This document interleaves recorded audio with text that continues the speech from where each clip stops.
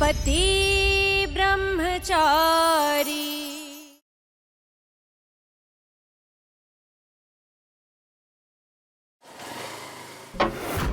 ஏய் சூரஜ், ஈஷாவை கல்யாணம் பண்ணிக்க போற மாப்பிளைய தூக்கிடு.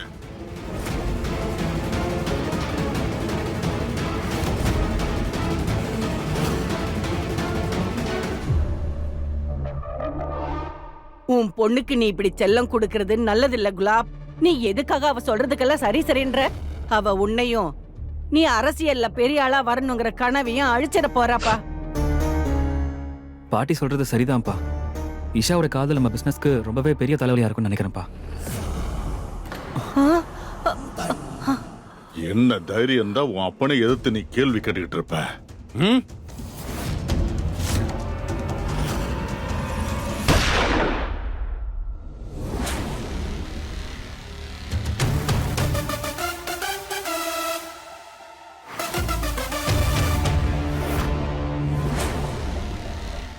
ப்ளீஸ் தயவு செஞ்சு என்ன போக விடு.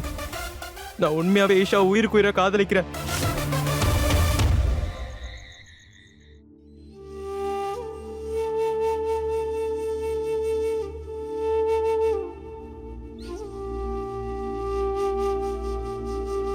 இங்க பாருங்க,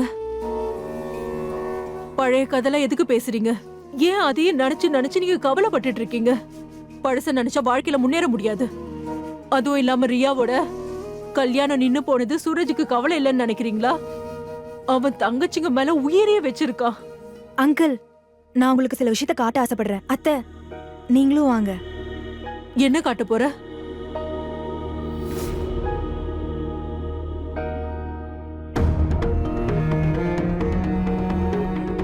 இங்க பாருங்க, நீங்க எந்த பையனை பயங்கரமா வெறுக்கிறீங்களோ அதே பையன்தான் உங்க போட்டோவை தினமும் தலஹானி கடையில வச்சுட்டு தூங்குறான். பாவம், உங்ககிட்ட பேசுறதுக்கு அவனுக்கு தைரியம் இல்ல. ஆனா தினமும் இந்த போட்டோவை பார்த்து அவன் பேசிக்கிட்டே இருப்பான் தெரியுமா?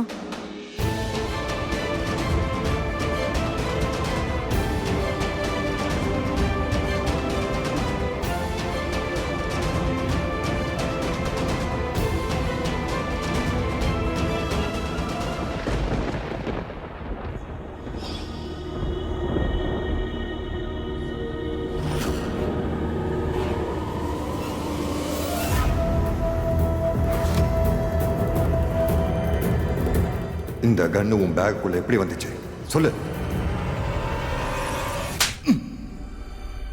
சொல்லு.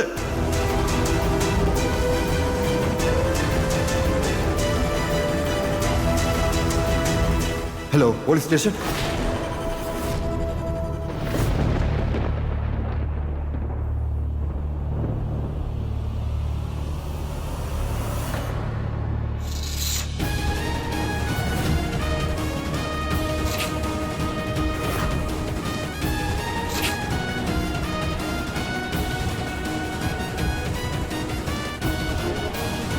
நீ யார வைரம் சொல்லிட்டு இருக்கியோ அவன் வெறும் கரி தெரியுமா? அவனை அந்த குலாப் சிங் கை பொம்மையா ஆட்டி வச்சுக்கிட்டு இருக்கான். ஏன்னா அப்பதானே அவன் எப்ப நினைத்தாலும் அவனை அப்படியே எரிக்க முடியும்.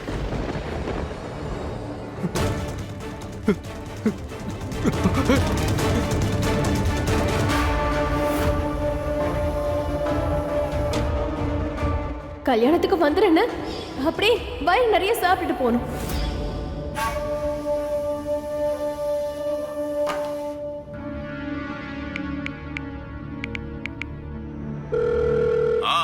வேலை முடிஞ்சிருச்சா?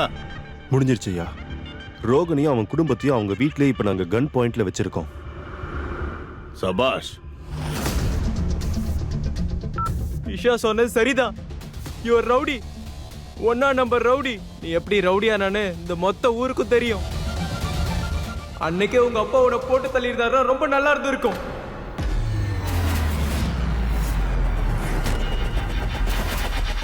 என்னடா சொன்ன உன்ன?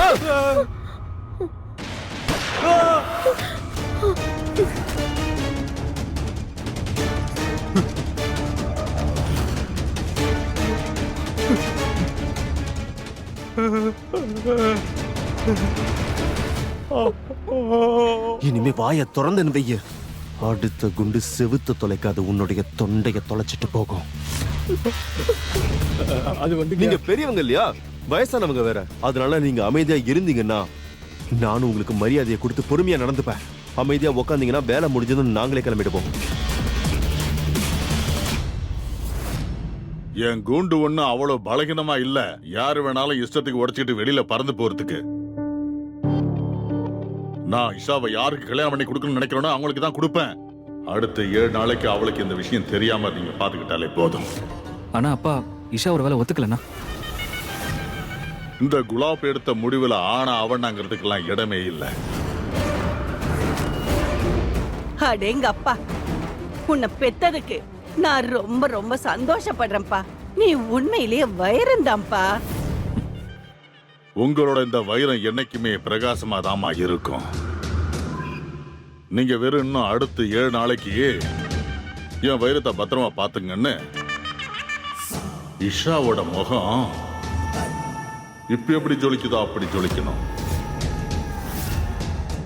அண்ணி, என்னால இப்ப கூட நம்பவே முடியல. அடுத்த 7 நாளுக்குள்ள எனக்கு கல்யாணமாக போகுதுன்னு. உண்மையை சொல்லணும்னா என்னாலையும் தான் நம்ப முடியல.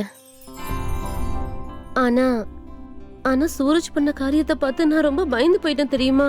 அட ஆமா நீ, இவ கதை அவ்வளவுதான்னு நினைச்சேன். ஆனா நீங்களே பாத்தீங்களா, அப்பா சரின்னு சொல்லி எல்லாரும் ஆச்சரியப்பட வச்சுட்டாரு.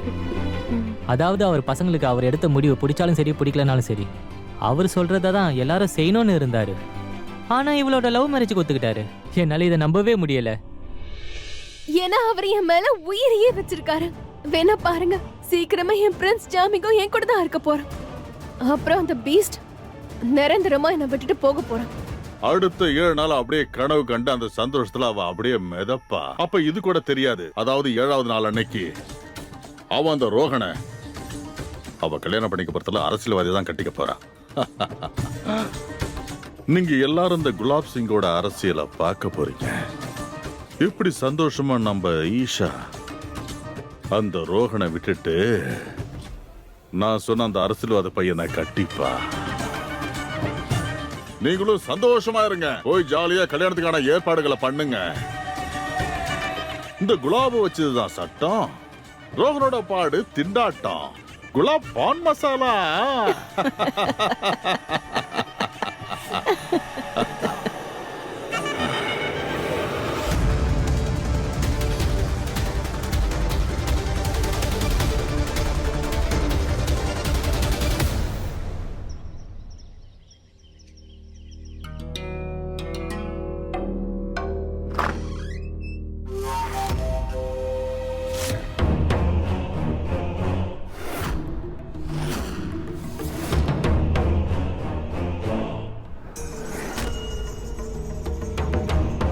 இந்த ஸ்வீட்டை சாப்பிடு.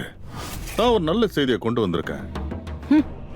ஏ, என் பொண்ணுக்கு உன்னோட உண்மையான முகம் தெரிஞ்சு போச்சா?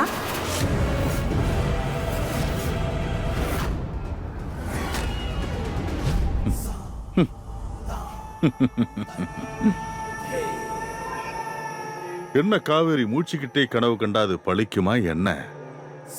நான் அன்னைக்கே சொன்னேன்ல, உன் தலையெழுத்தையும் உன் பொண்ணோட தலையெழுத்தையும் முடிவு பண்ற அதிகாரம் எனக்கு மட்டும்தான் இருக்கு. எனக்கு.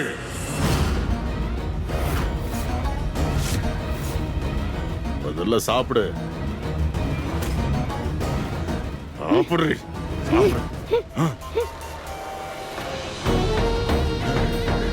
நீ கண்டிப்பா ஸ்வீட் சாப்பிட்டு தான் ஆகணும். என்ன என் பொண்ணுக்கு சம்மந்தம் பேசி முடிச்சிருக்க.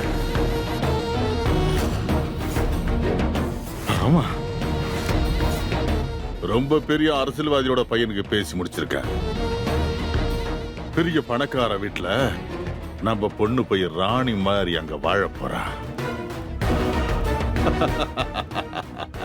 அப்புறம் நான் அரசியல்ல இறங்கி என் ஆட்டத்தை ஆட போறேன். என் பொண்ணோட கல்யாணத்துக்கு அப்புறம் தான் நான் பாலிடிக்ஸ்ல என்ட்ரி ஆக போறேன்.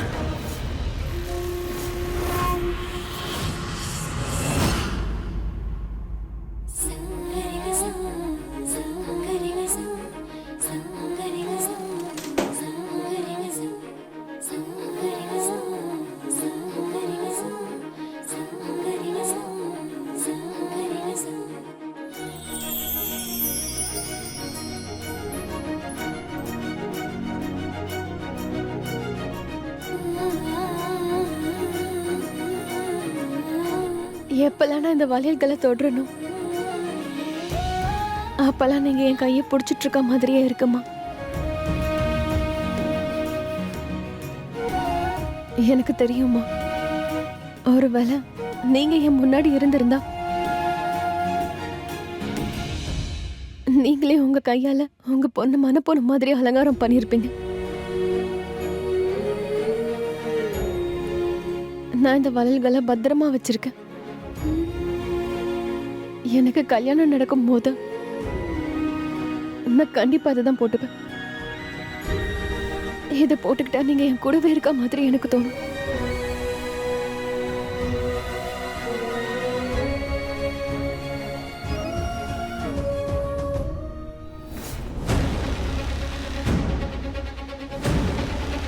நீங்க சந்தோஷத்துல இந்த ஸ்வீட்டை கொடுத்துட்டீங்க.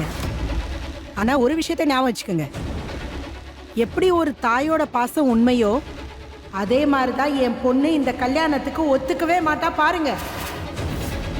கண்டிப்பா என் பொண்ணு உங்க தங்க கொண்ட உடைச்சிட்டு பறந்து போயிடுவா.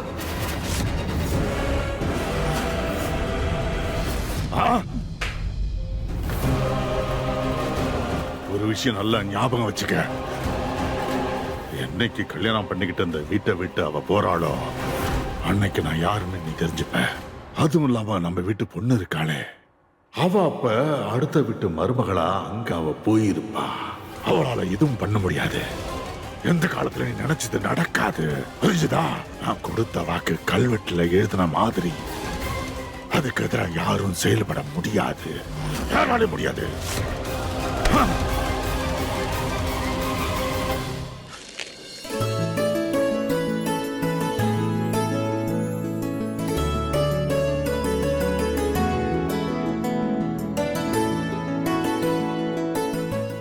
ஈஷா, அண்ணி இவங்க ஏன் வந்திருக்காங்க? உன்னை ரெடி பண்றதுக்காக. அப்பாவோட ஆர்டர்மா, வீட்டுக்கு யாரோ கெஸ்ட் வராங்களாம். அவரோட ஆசையெல்லாம் என்னன்னா வீட்டோட செல்ல பொண்ணு பாக்குறதுக்கு அப்படியே தேவதை மாதிரி ஜொலிக்கணுமா. ஆனா எதுக்கு அவங்க என்ன பொண்ணு பார்க்கவா வராங்க? இது அப்பாவோட ஆர்டர் இல்லையா? முடியாதுன்னு சொல்ல முடியாதுல்ல, சரியா?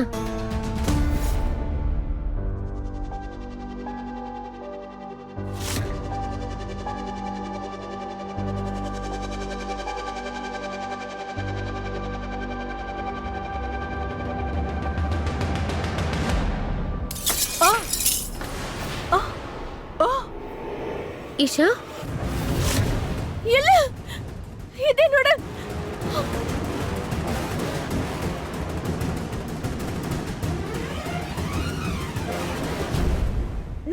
நான் எல்லாத்தையும் எடுத்து வச்சிடுறேன். நீங்க ஏன் இப்படி பண்ணீங்க? உங்களால ஒழுங்கா வேலை பார்க்க முடியாதுன்னா இங்க எதுக்காக நீங்க வந்தீங்க? தெரியாம பண்ணிட்டேன். இந்த வளையல் எவ்வளவு முக்கியம்ன்றது உங்களுக்கு தெரியாது. தயவு செஞ்சு இங்க இருந்து போயிடுங்க. நான் உங்களுக்கு மருந்து போட்டு விடுறேன். தயவு செஞ்சு இங்க இருந்து போங்க. எதையும் கேட்க தயாரா இல்ல.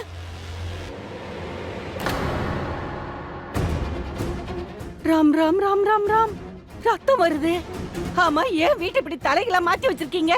நீ ஏன் நின்னு வேடிக்கை பார்த்துக்கிட்டு இருக்கிற? இப்போ சீக்கிரமா அவளை கூட்டிட்டு போய் மருந்து போட்டு விடு. சரி பாட்டி, வா போலாம். உனக்கு அசிங்கமா இல்ல? இந்த வீட்டோட உப்ப தின்னுகிட்டு இங்க இருக்கிறவங்களுக்கு காயத்தை ஏற்படுத்துற.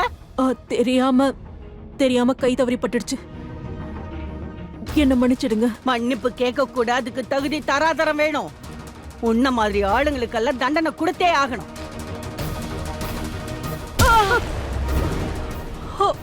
இப்ப முட்டி வலிக்குதுன்னு சொல்லி அப்படியே போய் உட்கார்ந்துராத. சீக்கிரம் போய் மத்த வேலைகளை பாரு. இஷாவை பார்க்க மாப்பிள்ளை வீட்டுக்காரங்க வராங்க. சொல்றது புரியுதா? புரிஞ்சுது.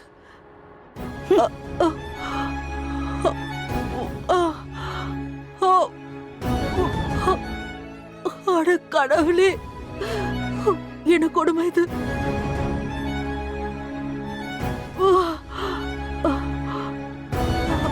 அவளை நீங்க எவ்வளவு வேணா அலங்காரம் பண்ணி அழகாக்கலாம். ஆனா அவ மனசு எப்பவுமே அழுக்குதான். எந்த வீட்டுக்கு கல்யாணமாக்கி போனாலும் அந்த வீடு அப்படி நாசமாதான் போகும்.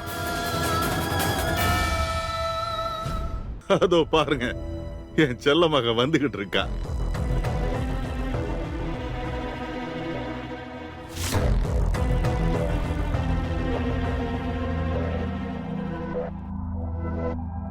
இவதான் ஈஷா.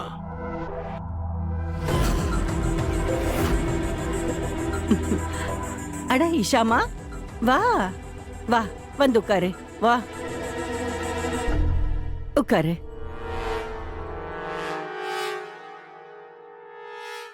இந்த மொத்த ஊர்லயும் உங்க புகழ பத்தியும் உங்க குடும்பத்தை பத்தியும் பேசுனாங்க. அது எல்லாமே உண்மைதான்.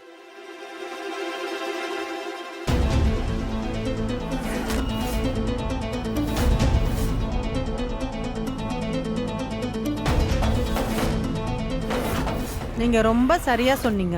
உங்க பொண்ணு ஈஷா ரொம்ப அழகா இருக்கா. 2 பேரோட ஜோடி பொருத்தமும் ரொம்ப நல்லா இருக்கு. பார்க்க ராதே கிருஷ்ணன் மாதிரியே இருக்காங்க.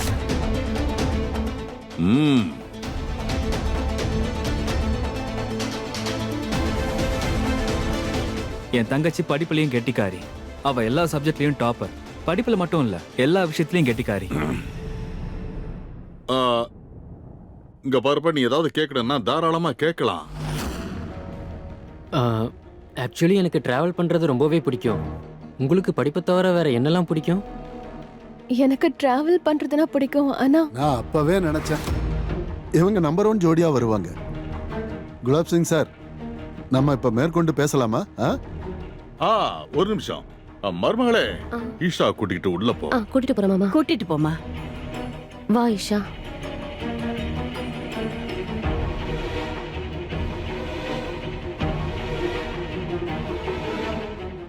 ரொம்ப ரொம்ப சந்தோஷம். இந்தாங்க, முதல்ல இந்த ஸ்வீட்டை சாப்பிடுங்க. நீங்களும் சாப்பிடுங்க. ரொம்ப நன்றி. நீங்களும் எடுத்துக்கோங்க. Thank you so much. நான் உங்ககிட்ட ஏற்கனவே சொன்ன மாதிரி இந்த கல்யாணத்தை நாம 7 நாளைக்குள்ள முடிச்சாகணும். நீங்க ஏற்கனவே சொல்லிட்டீங்க. எங்க வீட்டுக்கு வர போற மாப்பிள்ளை அவரோட டிகிரியை முடிக்கிறதுக்காக அவரு 2-3 வாரத்துல ஃபாரின் போனோம்ல. நீங்க எதுக்கு கவலைப்படாதீங்க, நாங்க கல்யாணத்துக்கான வேலையை ஆரம்பிச்சிட்டோம். ரொம்ப சந்தோஷம். வாழ்த்துக்கள். உங்களுக்கும் தான்.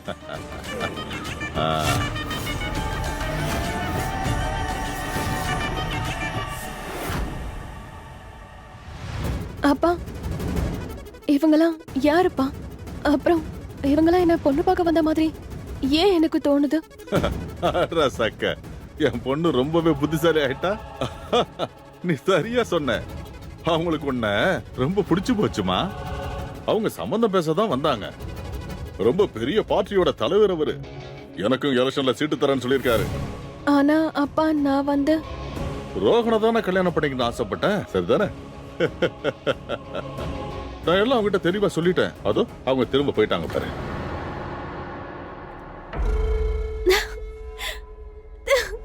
தேங்க்யூ so much பா. உங்களால மட்டும் தான் நான் இவ்வளவு சந்தோஷமா வச்சுக்க முடியும். நீ என்னோட செல்லண்டா.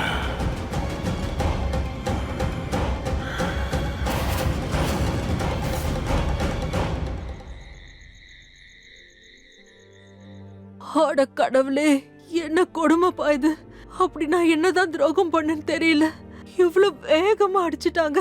எவ்வளவு பெரிய காயம் ஆயிடுச்சு பாரு. அட, நான் என்ன வேணும்னே அந்த வளையல உடைச்சேன். தெரியாம அது உடைஞ்சிருச்சு. நான் என்னமோ வேணும்னே உடைச்ச மாதிரி அந்த திமிரு பிடிச்ச பொண்ணு பயங்கரமா கத்துறா தெரியுமா. ஆனா எல்லாத்தையும் அவன் பாத்துக்கிட்டு இருக்கான். அவன் பாத்துப்பா. இந்த இஞ்சி போட்ட டீயை குடிங்க, தலைவலி போயிடும். நல்லா இருமா, சூடா நல்லா இருக்கு. இரு. ஆனா அம்மா, நீங்க ஏன் எல்லாத்தையும் சகிச்சுக்கிட்டு இருக்கீங்க? அவங்களையும் எதிர்த்து பேச மாட்டேங்கிறீங்க.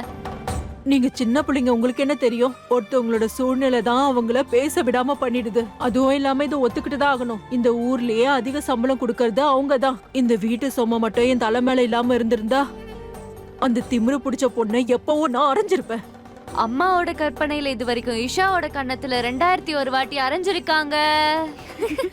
அவங்க உங்களுக்கு நிறைய பணம் கொடுக்கறதுனால அவங்க நல்லவங்கன்னு கிடையாது. அதுக்கு ஏத்த மாதிரி உங்ககிட்ட வேலையும் வாங்குறாங்கல்ல. அது மட்டும் இல்ல, இந்த ஊர் முழுக்க தேடினாலும் உங்களை மாதிரி ஒரு வேலையாள் கிடைக்கவே மாட்டாங்க. இருக்கும் போது யாருக்கும் அதோட அருமை தெரியாது. நீ என்னோட தங்கம்டாமா. என்ன நினைச்சு எவ்வளவு கவலைப்படுற? சரி, இன்னையில இருந்து நீங்க எல்லாரும் என்னையே நம்பி உக்காந்துட்டு இருக்காதீங்கன்னு அவங்க அவங்க வேலையை அவங்க அவங்களே செஞ்சுக்கோங்க. சரியா? அப்புறம் உன்னதான் இங்க பாரு மகாராணி, சும்மா இங்கே நின்னுட்டு இருக்காம போய் உன் வேலைய பாரு. உனக்கு என்ன தனியா சொல்லணுமா? அட இங்க பாருங்க அத்தை. நீங்க சொல்றதுக்கு முன்னாடியே நான் எல்லா வேலையும் செஞ்சிட்டேன் தெரியுமா? அப்படியே நடிப்பா. அது போகட்டும் பெரியமா, அவ்ளோ பெரிய சொத்துக்கு அவ ஒரே பொண்ணு இல்லையா? கண்டிப்பா அவளுக்கு வரப்போற மாப்பிள்ள ராஜகுமார மாதிரி இருப்பான். அவன் ராஜகுமார் எல்லாம் ஒண்ணும் இல்ல. அந்த திமிரு பிடிச்ச பொண்ணு அவனுக்கு ஊட்டி விடுவா. அவன் வீட்டோட மாப்பிள்ளையா உட்காந்து சாப்பிட்டுக்கிட்டே இருப்பான். காதலிச்ச பையனை கல்யாணம் பண்ணிக்க போறா, வேற ஒண்ணும் இல்ல. அப்படின்னா அந்த பணக்காரர் அவரோட ஒரே பொண்ணுக்கு இந்த மாதிரி ஊர் பேர் தெரியாத பையனுக்கு கட்டி வைக்க போறாரு? அட, அவங்களுக்கு பணத்தை பத்தி என்ன கவலை? அவங்க ஏற்கனவே கோடீஸ்வரங்க தானே. அந்த பையன் பேர்ல ஏதாவது சொத்து எழுதி வச்சிருவாங்க, அவனும் அப்புறம் பணக்காரன் ஆயிடுவான். சரிங்க, புரிஞ்சுது. இப்ப வரைக்கும் ஈஷா அவ காதலிச்ச பையனை தான் கல்யாணம் பண்ணிக்க போறன்னு சந்தோஷத்துல இருக்கா. ஆனா அது கண்டிப்பா நடக்காது. நான் யாருக்கு அவளை கட்டி கொடுக்க நினைச்சனோ அவனை தான் கல்யாணம் பண்ணிக்கணும். அதாவது பெரிய அரசியல்வாதி பையனை தான் அவ கட்டிக்கணும். இப்போதைக்கு அவ கற்பனையில வானத்துல அப்படியே பறக்கட்டும். சரியான நேரம் வரும்போது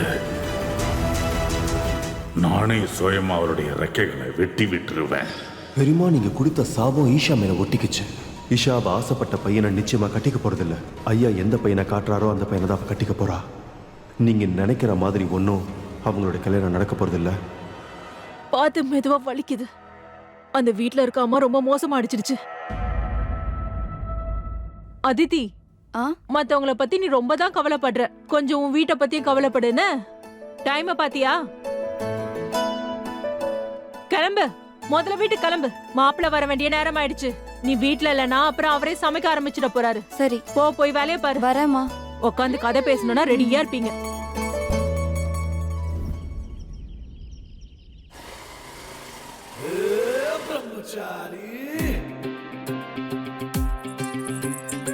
இத பார்த்ததுக்கு அப்புறம் உனக்கு ஏதாவது அழகான பொண்ணோட கால் ஞாபகத்துக்கு வருதா?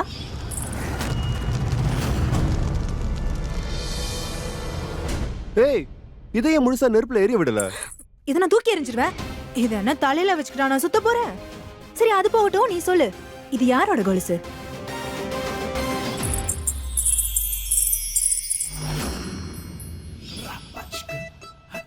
நீ என்ன யோசிக்கிறியோ அந்த மாதிரிலாம் எதுவும் இல்ல. அது சரி, இப்ப என் மனசு கூட உனக்கு படிக்க தெரியுமா? ஓவரா பேசாத, நேரடியா எனக்கு பதில் சொல்லு. அட, ஒரு பிரம்மச்சாரி கையில ஒரு பொண்ணோட கொலுசு கிடைச்சிருக்கு.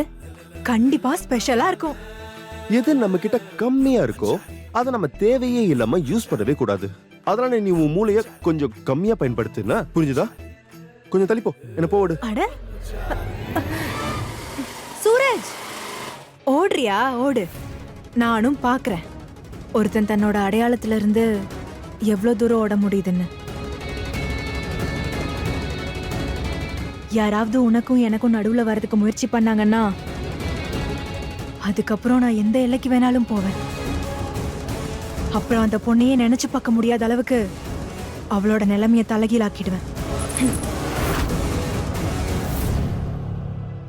ஒரு விஷயத்த நல்லா தெளிவா கேட்டுக்க. இந்த வீட்டோட ஒரே பொண்ணுக்கு கல்யாணம். ஏதாவது தப்பு நடந்துச்சு அப்புறம் என்ன செய்வேன்னு எனக்கே தெரியாது. நீங்க எதை பத்தியும் கவலைப்படாதீங்க. அண்ணி, அண்ணி, நீங்க இன்னும் இங்கே இருக்கீங்க? சீக்கிரம் ரெடி ஆயிட்டு வாங்க, நம்ம ஷாப்பிங் போக வேணாமா? இவ எங்கேயும் வரமாட்டா. இவளுக்கு இங்க வீட்ல நிறைய வேலை இருக்கு. நகைக்கடை ஆள் வராங்க, நகையெல்லாம் செலக்ட் பண்ணணும். அதுவும் இல்லாம நாளைக்கு நலங்கு ஃபங்க்ஷன் இருக்குல்ல, அதுக்கு ஏற்பாடு பண்ண வேண்டாமா? நீ ஒண்ணு செய், நீயே தனியா போய் எல்லாம் வாங்கிட்டு வா. நான் எப்படி? அது வந்து நான் சூரஜ் கிட்ட சொல்லிடுறேன். அவன் உன்னை வெளியே ஷாப்பிங் கூட்டிட்டு போவான். டென்ஷன் ஆகாத, எல்லாத்தையும் அவன் பார்த்துப்பான். அப்பா, அவன் ஐயா சொல்லுங்க ஐயா. சூரஜ்,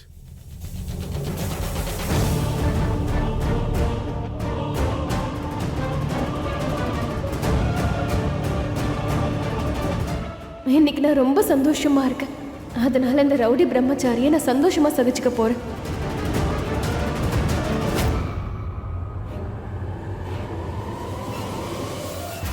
நான் தான் உனக்கான தலையெழுத்தை எழுதுறவன். உன் தலையெழுத்தை நான் ஏற்கனவே எழுதி வச்சுட்டேன்.